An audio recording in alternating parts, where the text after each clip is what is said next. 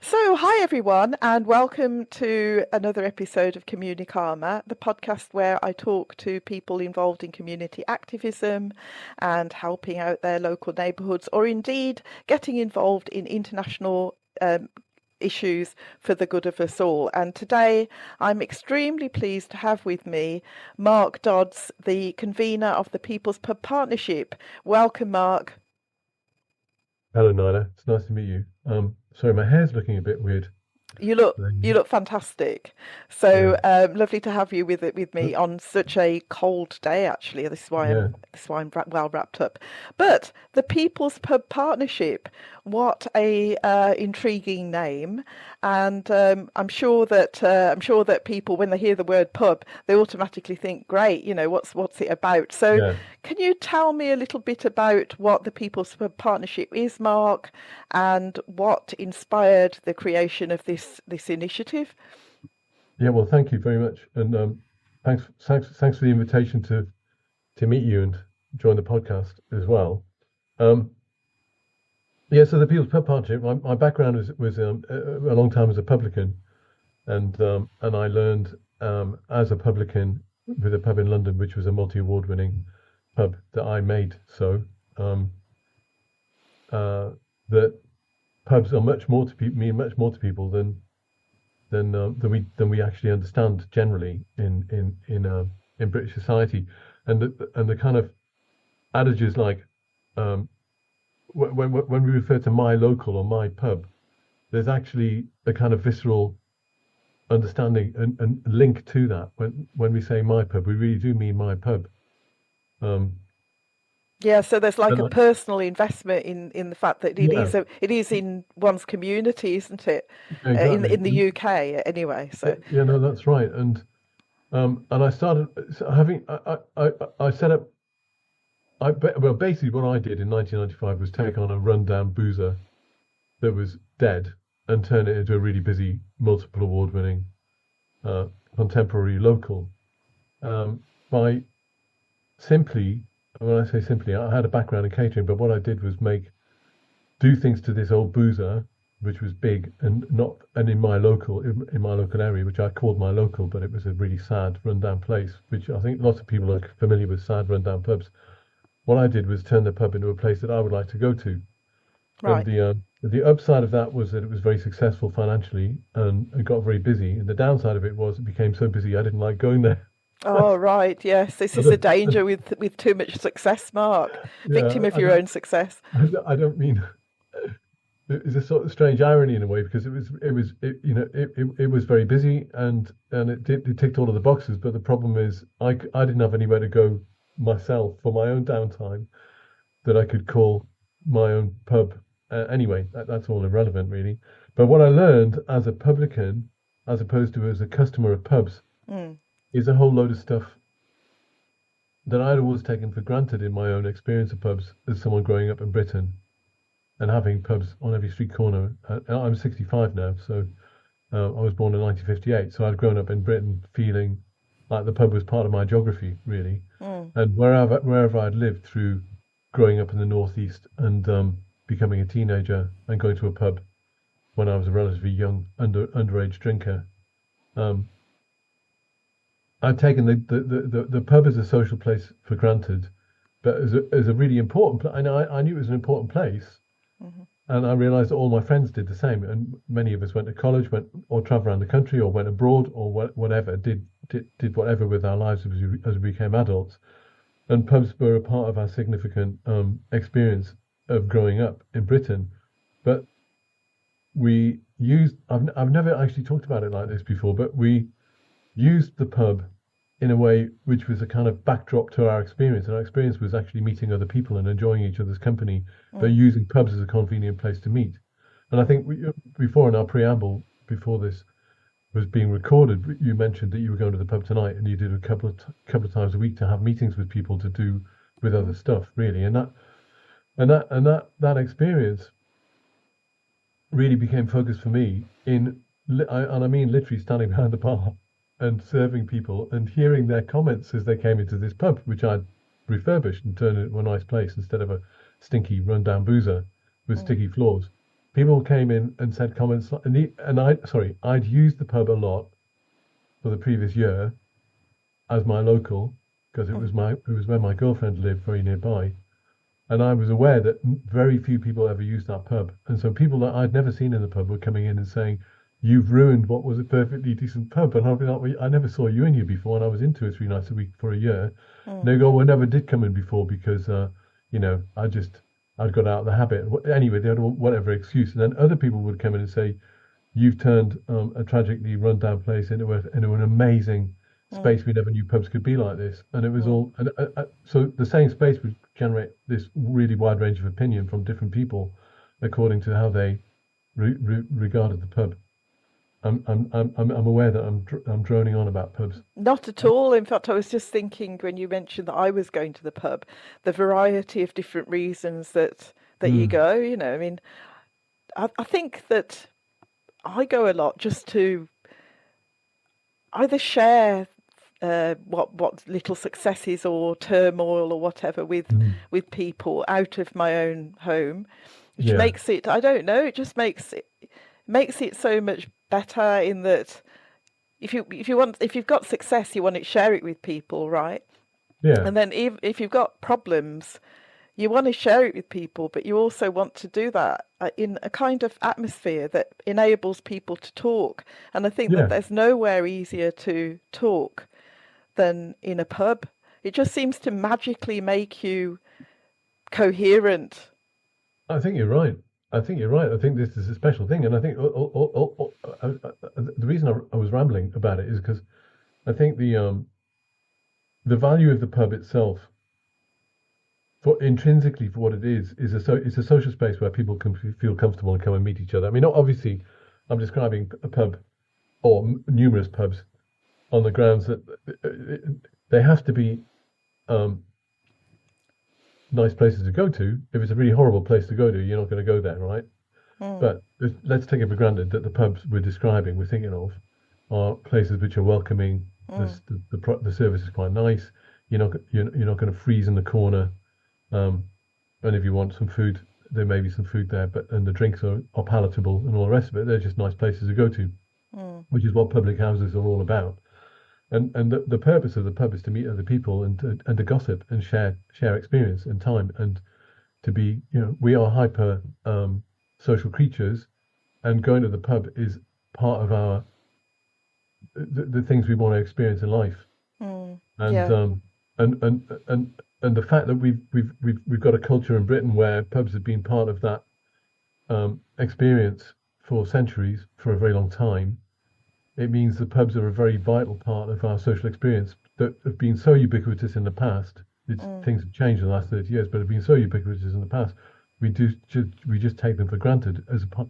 I like to draw an analogy that a pub should be regarded as a part of the commons, like air and water. Everyone, and I think even Boris Johnson would agree with me here, because he probably would. Well, I'm sure that he's partial to a few pubs, so I'm sure that he does agree. I don't know if I'm quoting exactly, but he did say at the opening of lockdowns for coronavirus that he had the sad news to bring, that all freeborn people of Britain, men and women, I think he said, of Britain, will be denied their right to go to the pub for a drink, and he didn't want to do that, but unfortunately he had to impose this lockdown. So I thought that's a very nice thing. It's our freeborn right, and it's like the commons. It should be access to social interaction in a convivial environment ought to be part of our rights just as much as the right to breathe clean air and to drink clean water should be as well. Absolutely. So with these rights, and I did say that the pub makes you more coherent. Obviously, that's until you become very incoherent. So, I just thought there is a bit of a flaw in my argument there.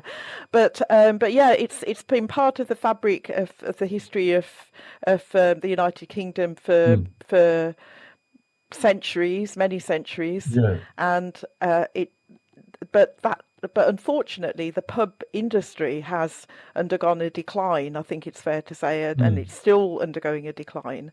And your project, the People's Pub Partnership, is potentially part of the solution to, let's face it, what is an ongoing regression in the pub industry. So, Yeah. so just talk me through again. What was it? Was it that made you think?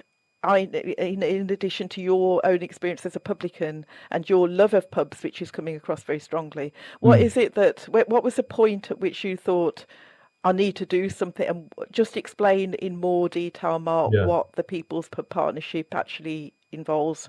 What I learned, I was there, I was in the pub for 16 years, and it was always very busy. Now, what I learned through that was that I owned a pub through a tide lease, Right. where I paid rent to, in my case, it was it was Entrepreneur, then Scottish Newcastle, and then they became Heineken. Um, and so I paid rent for the building, and there was a side agreement called a tide supply agreement, which I signed as well. And over half the pubs in Britain are run along these lines. You have a tenant of the pub, someone a bit like me, an individual or a couple, uh, renting the building and buying beer and other supplies, possibly through the supply chain organised Mm. by their freeholder. And the sum of it is that the majority of pubs in Britain have closed in the last 30 years as a result of abuse of this legal arrangement called the beer tie, whereby pub companies basically charge too much for the rent and they charge too much for the beer and supplies, which means it's very difficult for the tenants to make those pubs make profit, and eventually the tenants go out of business. And I learned this through 16 years of doing that with a very aggressive rent reviews and a bunch of other stuff. And I'm not here to campaign about this, this is the underlying cause of pubs failing right across Britain. This sounds mad, but it's true. Generally, they charge up to double the Wow. open market price of that beer. Right. So people who run Tide pubs are buying their beer and their other supplies possibly at much higher prices than they would be if they owned the pub outright or if they had an independent a lease that didn't have Right. this Okay. attached So to it. what percentage of pubs are in this system of being Tide pubs in the Um, UK? Again, I'm a bit rusty on numbers because more than half the pubs in Britain, when I signed a lease, more than half the pubs in Britain, it was about 28,000 at the time, were Mm. Tide Okay. So this and is run a along lot of these pubs. lines. Right. Okay. Now I believe it's about 18 or 19, 20,000, something like that, which is roughly half, slightly less than half the pubs in Britain. And Okay. in this period, since 1995, when I first took my pub on, it was called the Sun and Doves in Camberwell in London, um, roughly 15,000 pubs have closed. Right. And it's Wow. difficult to be very precise with figures. And to be honest with you, I've given up on trying to be precise with figures because there's no source of accurate data about pub closures anywhere because pub companies don't like they don't like advertising that they're selling off X number of pubs all the time. The whole Okay. principle that I'm describing is is embodied in law. Parliament have accepted this. There was a whole bunch of legislation, as I mentioned. It was called I'm not sure I mentioned it. It's called the Pubs Code. Was brought into place in 2016, which Okay. came about as a result of myself and a lot of other people being very dedicated to campaigning against this onerous beer tie. Yeah. Uh, um, Okay. from 2008 onwards, and the pubs code came into effect in 2016. But the impact of the pubs code hasn't been as it was intended for a whole bunch of other reasons, largely to do with the pub companies being much more powerful than everybody else. Really, the pub sector is like a microcosm of disaster capitalism. Really, Okay. um, Yeah. this, Well, it certainly sounds many layered, and it's obviously not. The result is that a lot of our well-loved pubs have gone to ground and are no yeah, more. In this framework of pubs closing and the legal framework being somewhat against people successfully running a pub, or the small person, yeah, community person that's got the corner pub that served a community yeah. for hundreds of years. What does the People's Pub Partnership do? Okay, so I mean, you kind of touched on it in that little preamble there, in the small person. Now, basically the problem with pubs is like any other business. If they're run down, if they're not invested in well, if there's not enough training going into the people who work in the business, and if the product range isn't really what customers want, then the business becomes quiet and it fails. And the result of these pub code ties leads to a situation where many pubs are run by people who haven't got a lot of experience. They don't have enough money or capital to invest in the business, and so on and so forth, and the pubs fail. Then the pub committees say, well, unfortunately, and this tallies with our experience in general society. The pub companies say, well, unfortunately, our habits have changed. We don't go to pubs as much as we used to, and there is evidence to back this up. And so we've got to sell the pubs because they're not economically viable anymore. Now, the fundamental, if you take that reality to one side and think that there's a deep emotional attachment to pubs in Britain and worldwide, frankly, people who know about pubs worldwide regard this the same way. We wherever there's a failed pub, there's a community around it. Would love to have a great local they could call their own. And there's a disjuncture there when you've got a private equity market, which is supposedly supplying demand. Why is there millions of people in Britain wishing they would love to have a great pub as their local, but they don't have one? Why isn't the market providing that demand? It's because the market is dominated by these players that don't actually deliver that because it relies on the individual tenants to do this. So the simple solution to the problem is, and it's simple in a sentence, is to raise a lot of capital, is for a pub company to exist that has a lot of capital to hand, that then buys failed pubs and retrofits them to be really good pubs that are welcoming, inviting, and attractive to people, and then sell a bunch of really nice products, and then run them and staff them with people who know what they're doing and why they're there. And then suddenly the pub becomes those pubs which were failed, no longer economically viable, become very busy pubs. Again, now within the national market, there are loads of examples around, but this is not part of our national story because this doesn't happen to thousands and thousands of pubs. Thousands of pubs are closing. The corollary, sorry, not the corollary, the obverse of that is not happening. Thousands of them are not being turned into great pubs again because there's nowhere in the market that's doing that. But there are lots of individual pubs around the country that have been bought by entrepreneurial people who kind of know what they're doing, like I did. They got a vision for what I wanted to do with my pub, which is making a really good pub. In the market in general, there's lots of examples of individuals who kind of understand what is needed to make a pub work really well. And they buy a pub freehold and they invest a lot of time and money into turning it into a really great pub again, and they work. This works again and again and again, but it's dispersed amongst the entire pub sector. That you get local news stories about a new great pub opening up. It doesn't become a national story. So this story is not part of the national consciousness, and it essentially is what I did with my pub, was identify a rundown boozer and turn it into a really good pub. And I spent a fair amount of money doing that, and it worked. But I did it under this beer tie, which then sucked all of my profits away from me, and eventually the business failed as a result of increased rent, which the business wasn't able to keep up with. The business itself was still turning over £750,000 a year when it shut down. That's not a failed business. Customers thought really busy business. Why did it close down? And it closed down in 2011. Now, so the market does not have a pub company that's designed to buy pubs at scale with a lot of capital and buy all these freeholds and do this at scale. So my proposition is the People's Pub Partnership is to design a pub company specifically for the purpose of reinvigorating failed pubs and bringing them back into use as great pubs again. Right, and brilliant. The way to do that is like drilling into the understanding that we have. When I say I have, but we have. This is loads of research has been done about this. People love their local pubs. In the last 12 or so years, roughly 150 pubs around the country have been bought by their local communities and turned and pubs which are under threat have been permanently closed, have been bought by the local communities and retained as pubs again. And they're community-owned pubs, and they're generally owned under a small community benefit society structure, which is a kind of cooperative business. And there'll be a committee of people who've helped raise money to buy the freehold, and then there's various ways the pubs are actually run. Some at the most visceral level are run by volunteers, literally by volunteers in the community, which is a very difficult thing to do, I think.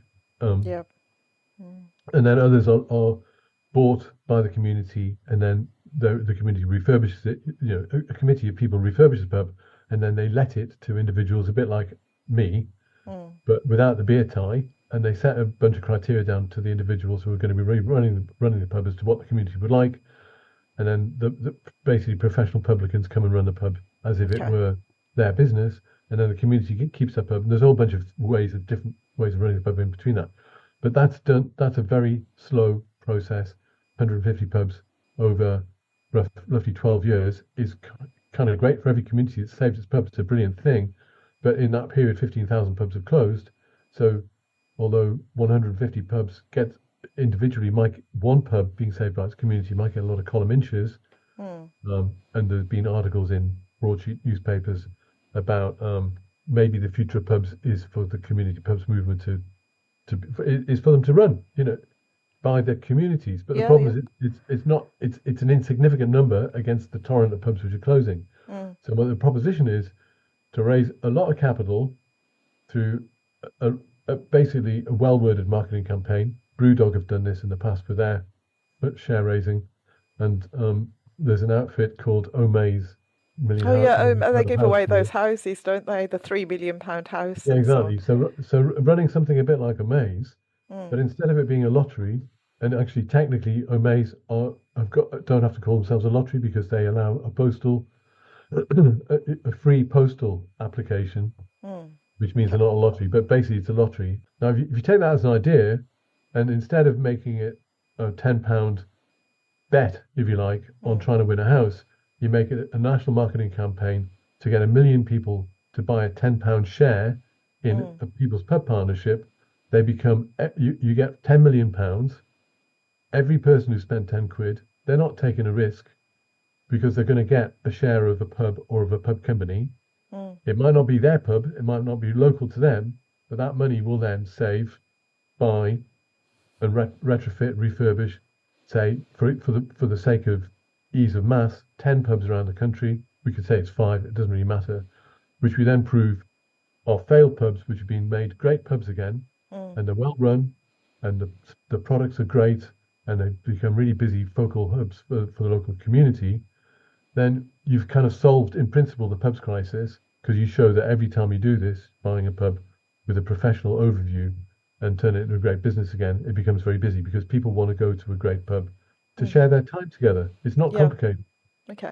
So I think I've got what the People's Pub Partnership is now, which is to bring the pubs back into community life and become vibrant parts of their community life. And the tool that you've got in mind is this sort of it's not the lottery model, but it's people investing a lot of people investing a small amount to get a share of a pub, basically, that they feel some affiliation with, or it may not even be local, but they might want to be part of the picture of saving. That's right. Since coronavirus it's got a lot worse. The pubs are failing absolutely everywhere now, because freehold owners of pubs are saying their pubs are they're not reopening.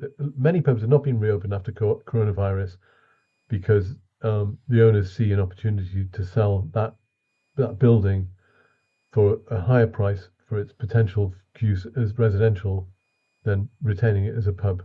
And these are like arm's length freeholders who are interested in making money, and they want to do it by selling their assets. I'm a member of a group called Club CPO, Club Compulsory Purchase Order, which is set up by a guy called David Robinson some years ago, and he lives in a community around a pub called the Henry Jenkins, where the community spent 10 years now fighting a developer who's bought it from a pub company, who wants to turn it into housing, and the community have been fighting again and again and again through numerous planning applications to get change of use.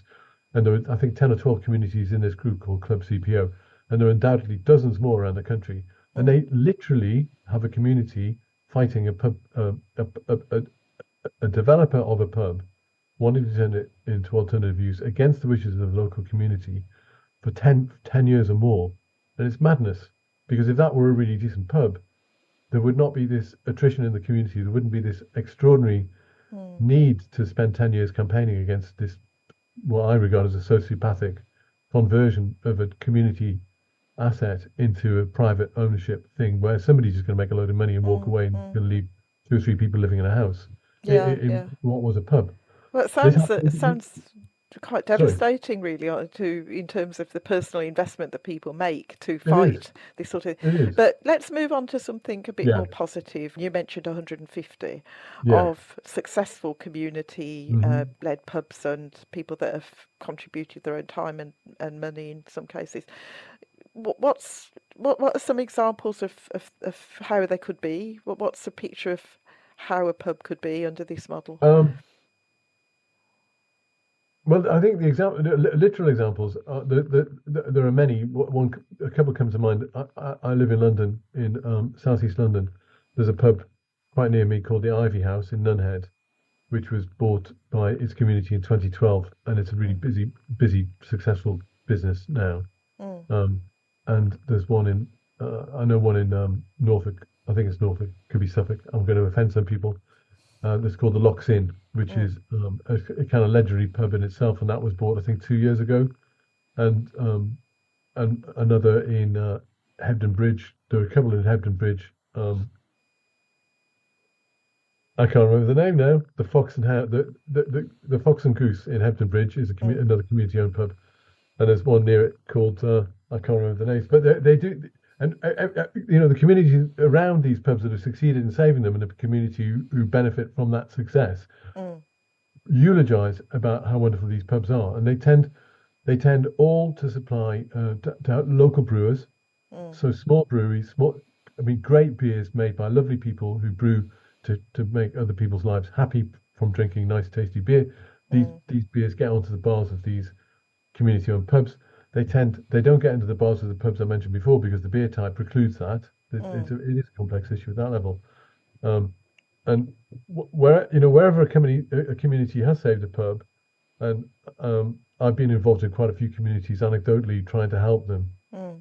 Yeah. learning from the experience of helping a committee to try to save their pub, how hard it is to actually get a community to mobilize and save their pub, because most people just think, well, it's just a massive task, we'll never be able to do that, and you've got to overcome all of that.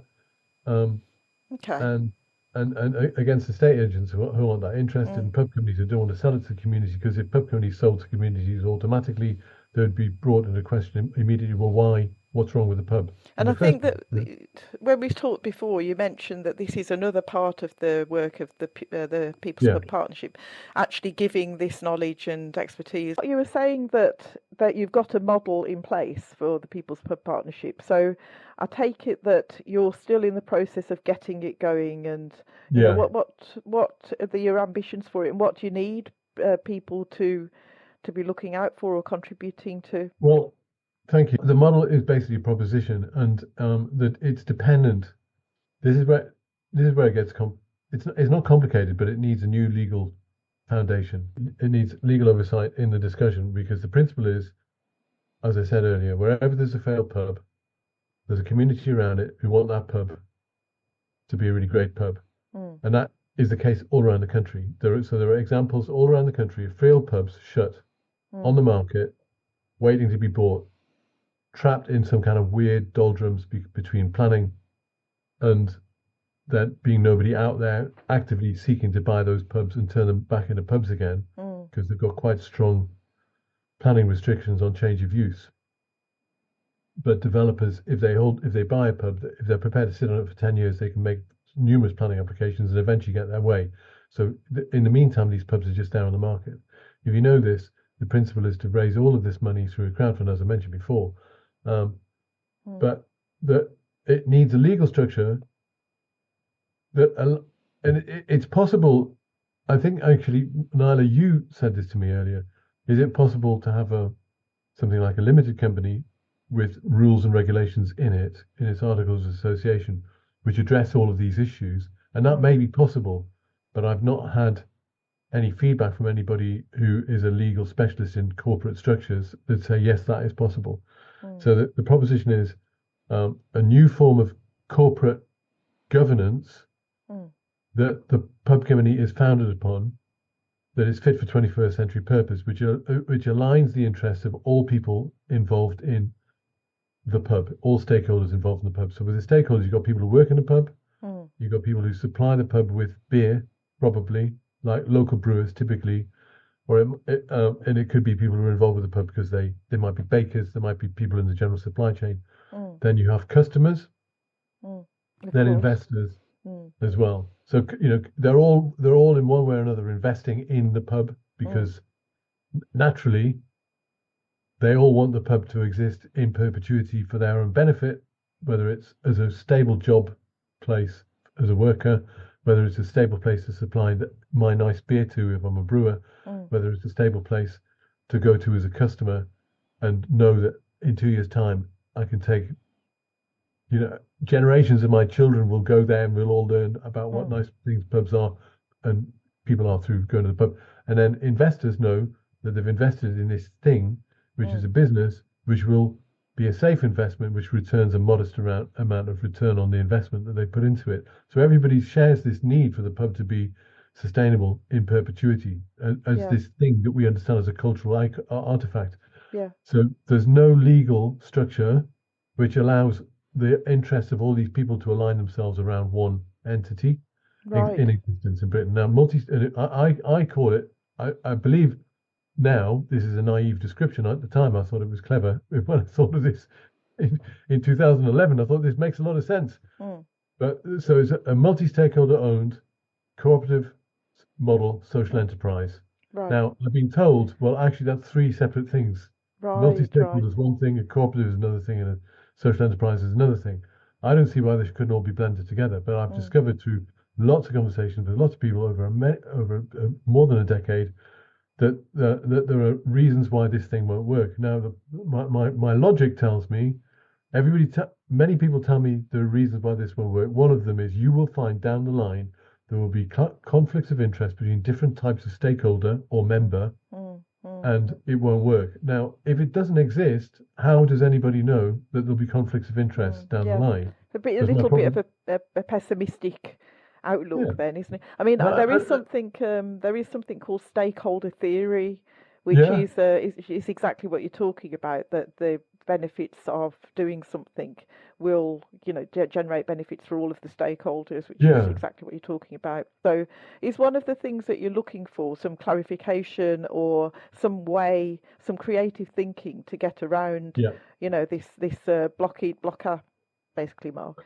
Yeah, I think this, excuse me, because the idea, okay, so put that to one side for the moment. The Mm. proposition is a pub company that project manages this entire process of saving pubs around the country Right. with the knowledge, with the knowledge that, and again, getting back to reiterating this, where there's a closed pub, there's a community around it who wants it to be a great pub. So how do you make those two things come together in a beneficial way, Mm. which provides good things for everybody involved?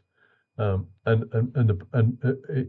know that the building needs a lot of investment. It needs capital investment in it Mm. for the initial purchase. Then the building is run down, knackered, run down old boozer. It's got to be brought into contemporary.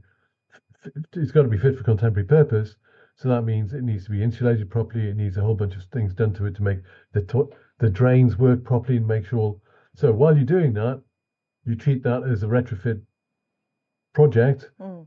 and you get rid of at the same time as refurbishing it. You don't install new gas boilers and everything else as a conventional way. Mm. You put in air source heat, ground source heat, a Right. suite of Mm. technologies to make it fossil fuel free in its operation. Yeah. Yeah. So it's likely to have double glazing. So you're investing in this property for the next 50 years, basically, Yeah. Yeah. which is a normal building, a decent building lifespan retrofit refurbishment. Yeah. While Yeah. you're doing that, you engage the local community and say, do you want your local pub to be a great pub again? And I think there's a very high likelihood that they will say yes. And then, so this project management entity, which is the People's Pub Partnership, knows all of these things about people's behavior and people's aspirations, and it Mm. manages the whole thing. And it engages the local community in a local stakeholder group where they have a genuine input into what goes on in their pub, Mm. in their pub. They're invited to invest in it along the same rules as I mentioned earlier. The minimum investment of £10 gets you a share. The maximum might be 100,000, but everybody gets paid a modest amount of return on their investment. But it's all about preserving pubs, and and in that process, the community's invited to get involved in it. It's not a speculative way. They know that their end product of their engagement is going to be a pub that they can call their own, Mm. and they feel invested in. And you manage that rather like um, DIY SOS with that guy Nick Knowles. Yeah. You reach out to the community in quite a joyous way and say, Mm. "Come on, get involved and help this solve your problem, our Mm. problem, which is the pub problem." And people will respond to it because it's done in a smaller level all over the Yeah. country with these Yeah. 250 community pubs I've mentioned. Yes. But you're de-risking it by providing the professional overview of the entire process and then ending it with a retrofitted pub that's comfortable, welcoming to go into selling local products that people want to have, local brewers and so on, Mm. developing this engagement of the community at every level, all the way through the entire process, right up to maybe helping them, asking the community for decisions about what kind of colors do you have on the interior, I Yeah. mean, literally having a dialogue along the whole thing, and saying, bring in your mirrors, your paintings, your drawings, your Mm. Mm. photographs that you've got in your cupboards, in your basement, in your cellar, in the attic, in an old Yeah. piano, Yeah. anything that you don't want, that you want to get is sitting around the house, bring it in, and Mm. it will try and use it in the refurbishment. And if we Mm. can't use it in the refurbishment, we'll sell it on as Yeah. part of the general thing. We'll act as a kind of recycling thing for you, Yeah. and literally, I mean, all this works. And then when the pub is reopened, it is reopened with somebody working in the pub who actually is a professional, who's got experience, has Mm. got the mentoring experience of this pub company backing them, Mm. the admin, all the onerous stuff, the PAYE, the licensing, all the onerous but important essential things which are needed to run a Sure. complex business like Sure. a pub are taken care of by this professional entity. And they know that the pub's not going to fail immediately because no one knows what they're doing, because people do know what they're doing. Mm. And the customers go in then, the community become customers, and they go in happily sharing their ownership of the pub, Mm. enjoying being there. And at the same time, the pub then becomes, it'll be employing local people as well. Obviously, there'll be Yeah. local young people probably behind the bar, Mm. maybe a couple of older people who've got lots of experience of pubs, maybe from the past, because people all around the country who've worked in pubs before. Mm. You invite them back in.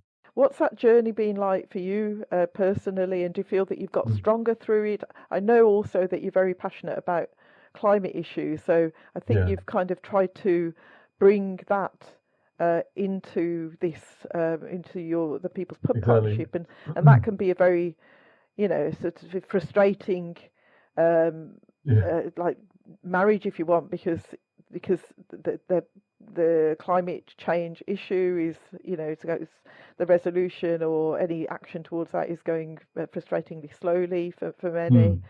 So, I mean, I haven't expressed that very well, but the personal impact on you and your personal journey, just explain what that's been like. Okay, well, essentially, when I, excuse me, sorry about that. When I signed a lease in 1995 to transform a dead pub into a really busy pub, it kind of all worked really well. But the thing which didn't work was this beer tie and the aggressive rent reviews, Mm. which put me out of business and made the business fail in the end after 16 years. Mm. Now, um, one of the early things that did occur to me was that I had this it was starkly in my face. I was running a really expensive building to operate, Mm. and I'd researched my business plan very well. And the one thing which I didn't get right was energy costs. And it Right. wasn't because I got the costs of the energy wrong, it's because I got the amount of energy the building would consume in order to keep it warm and comfortable, which was off the You scale. miscalculated about how much Yeah, yeah, energy you actually need to run a big, it was yeah. terrific. In the winter, the heating would be on full blast. The radiators would be so hot you couldn't put your hand on them, Mm. and the pub would be during a cold snap, and the pub would still be so cold. My Right. multi-award-winning pub that people would be sitting there in their overcoats in the pub, and the turnover dropped from um, maybe around about £20,000 a week in the summer down to about £8,000 a week in the winter, Mm. and it was because it was an uncomfortable place to be in. Sure. And Okay. so again, I'm taking a long time to answer the Well, question. no, not at all, because what you've just jogged my memory about is last winter, not yeah, this winter, where inflation was really off the scale, if you yeah, remember, and especially yeah, fuel inflation. And I yeah. can remember looking on the news and so on, and there were all so many stories about people's pubs going under because That's right. they just couldn't people just couldn't afford the Yeah, fivefold increase or whatever terrific. in fuel costs. Yeah, And but who could do no, that, and and, the customers, like the after COVID, everything was very slow to get moving again, so it's a yeah. perfect storm. And in fact, you touch on something there, which because the basically energy price pubs are subject to price gouging by energy supply companies in a way which domestic people aren't anyway. And Mm, I know publicans whose bills went up from like 7,000 quid a year to 45,000, 50,000 quid a year, and that was reported quite widely. And no business can possibly survive that kind of reality. But the principle is, if the businesses, excuse me, if the buildings are really well insulated and fitted to be fit for contemporary purpose, they mm, don't need anywhere near as much energy to make them run. right. And in knowing that, in 2003, there was a whole bunch of stuff that the government were doing at the time, through the Carbon Trust, advertising for innovative ways of improving people's energy consumption. And I applied for a grant for a grant to retrofit my pub to be the world's first fossil fuel free pub. It was called Carbon Neutral Pub. Didn't get the grant on the grounds that essentially they didn't use these words exactly, but essentially the world's first carbon neutral pub was not innovative Right. when it was feasible at the time. It would have cost about £200,000 to make that happen. Mm, And if that had happened then, I contend that 20 years later, well, it's 21 years now, mm, 2024, our national conversation about how can we possibly retrofit all of our buildings to be more energy efficient would be a very different thing, because there would be a series of pubs around the country that were doing that already, and we can relate to pubs in a domestically we can relate to pubs because they're buildings which are rather like big mm. houses, and we wouldn't be in the conversation we're in about climate crisis in this desperate way that people nationally. I know it's a contentious issue, and I know lots of people are in denial about climate crisis, but most people, I believe, are really concerned about what's going on with the climate, because it's been happening to us with flooding and wildfires and all the rest of it, even in the Sure. UK. Mm, And we all feel impotent about doing anything about it because it's all big government stuff. The government's not that interested in doing this, which actually goes back to my experience of 2003. mm, And the principle is, if you make pubs really efficient buildings when you're buying them, mm, then they're great places to go to. And it can be a movement for saving Britain's pubs at the same time as a movement for, in a quiet way, proving that we can make big change happen in society by retrofitting buildings to be, I forget what they're called, Insulate Britain. That bunch of very brave people doing Insulate Britain for a while. They were only being sensible. They weren't, they weren't really, you know, mad commies or anything. They were just being sensible, saying we need to have our houses better insulated because we can't well, afford to I put mean, heating on. one has to say that, in terms of common sense, insulating Yeah, things makes perfect common sense, isn't it? It's just wrapping things up and that's right. stopping the warmth that we are Yeah, producing from escaping. yeah, So to me, that's a bit of a no-brainer. yeah. But obviously, there's the cost involved in retrofit and so on that you've referred to. But And you're carrying on, with your mission yeah, to integrate these uh, two challenges, Mark. I know that. yeah. So good on you. And yeah, I'm sorry, I lost it again. And the principle is, when if this is all just done as a package that delivers great pubs Mm, to the people, then and so basically, I'm just using my experience and a lot of observation of the pub sector from a kind of helicopter view, if you like. sure. And I was involved in campaigning, so I understand a lot about legislation and about the legal problems of the beer tie, and how it's difficult to regulate the behavior of big pub companies. You can't really do that effectively. Mm, So if you so this is about designing a pub company which solves all of those problems, and it's not idealistic. It's based upon common sense, based upon a lot of evidence. mm, Pardon me, and a lot of need mm. generally there is to preserve these pubs. And I believe in on the legal foundation, if I can't imagine ultimately that there are any. I'm not naive. I've been through a lot. I was bankrupted as a result of losing a rent review, and I was homeless for 3 years as a result of that. And thousands of publicans go through a version of what I went through. They don't go out and campaign and talk about it because they're ashamed of what happened to them. But that's affected communities everywhere. Whilst their pubs have been turned into alternative use, and it's all, and if they've been, so I've got everything I'm proposing with the People's Pub Partnership is basically evidence led. It comes out of a lot of experience, a lot of research, and knowing that we can together make great change happen if you've got a legal grounding to align the interests of people who might have different views about lots of things personally. If you've got pubs are unusual places in as much as they can be depolarizing arguments in society. You can have people who are very right wing and people who are very left wing all agree that a great pub is a great place to go to. And then you can have conversations in those pubs that are literally shared ownership, where people feel very comfortable about being there because they feel invested in the pub, they feel the pub is invested in them, and that they're part owners in a kind of the way they take for granted the air around them and the water they're drinking. Then you use the pubs to create challenging conversations about what we need to do to change society for the better for all of us, cradle to grave, and build in a product range. And this is important, build in a product range that includes a wide range of non-alcoholic products for people who don't drink. Right? I mean, increasing numbers of people are not drinking. I mean, and many people I know are light drinkers or don't drink as well. I mean, and you're talking about exactly the purpose for a pub that I've used it for. I love a good debate amongst people that think, in very polar ways. I've had my Progress Jury podcast going on from the Irish Centre Bar in Birmingham, and I've loved every minute of that experience.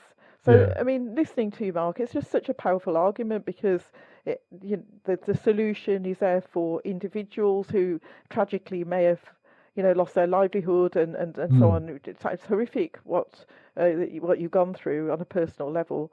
It's pretty tough. Saves communities or revives communities, creates completely different communities that are fit for the 21st century or will save the 21st century.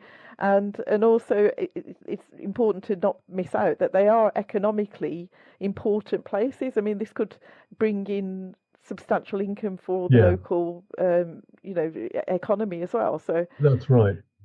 I think a key thing is it's relatively easy to provide. It does need capital to begin with. Without the capital to begin with, it can't happen. But it's like everywhere else. But once a pub's been invested in appropriately and responsibly, it then will generate a return on that investment reliably, as long as it's well run. It's got to be well run. It's got to be professionally operated, and all the rest of it. You've got to take that for granted. This is not a challenging proposition. You raise the capital, patient capital, and you do it around a legal founding that guarantees its sustainability, that long-term thing. I don't believe there will be conflicts of interest down the line because everybody's investing for the same reason. That is the preservation of pubs for the benefit of people. That's what it's about. Brilliant. And then you develop a network of these around the country, and every pub in itself is doing a great thing for its with its local community, as community pubs which have already been saved do. But this replicates itself again and again and again, and it offers people the opportunity in their local communities where this has happened to their pub. The People's Pub Partnership pub comes along to there's a financially stable business around which lots of other things, third sector things, can happen. So in retrofitting the pubs as well, I think it's important to point out that you can deal with the acoustics of the room, you can deal with the building, you can deal with the access for people who don't have who have mobility issues and so on and so forth. You can build in conference facilities for meetings so that there might be a room or a space where the acoustics are dealt with well, where you can have regular basically private meetings for a community group that can't afford rent elsewhere. And they can have dial-in facilities or Zoom facilities to have group, what they call hybrid meetings in a pub. You provide all of that stuff as just a basic built-in. And all of this is doable. All of it's done in different environments elsewhere. Then you use the base camps for the future. Yeah, sorry, I slightly cut over you at the end there, Mark. What are you saying? No, see, the principle is the pubs become part of the commons, preserved in perpetuity for the benefit of people for future generations. and then they're used as community assets Yes, that are the 21st century purpose. And absolutely.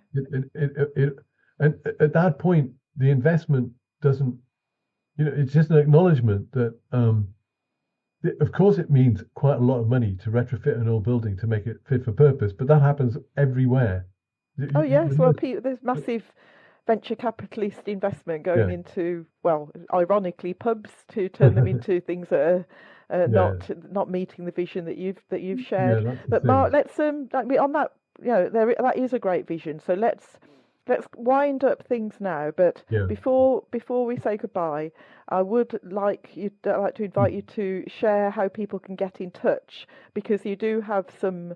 You've raised the issue there that Yeah, you'd love to get some expertise on the legal framework, and obviously you've got your crowdfunding model, which I'm sure that you'd like some input into as well. yeah, So, absolutely. how do people get in touch with yourself?